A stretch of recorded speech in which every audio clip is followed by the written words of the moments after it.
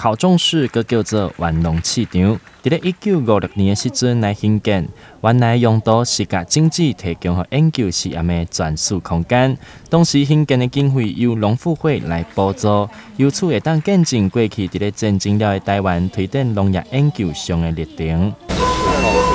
新建这样子的一个地方，对于育种、桃种，还有对于农业的部分有很重要的产业上的意义。但是现在我们看到了，除了产业的意义之外，还有文化上，还有这个历史上。毕竟它已经有将近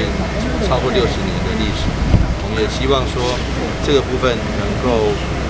在这边连成跟竹东文化园区连成一个具有文化意义的一个地方。而且这个地方坦白讲是一个精华，是一个蛋黄区。我们也希望是这边提供一个文化还有休闲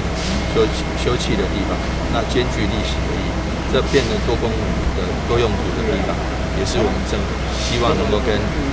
农委会配合，然后整修这个地方的用途。这摆修复工程除了会当恢复高一个风貌、提升安全结构以外，会增加无障碍设施，把原本的农场改造成会当栽种假蚵的场地，提供予周边的中小学来户外假蚵做使用，加上周边的农场气氛，会予规个高一个场域成为日常休闲、佮有户外假蚵的好所在。台南新闻刘品言采访报道。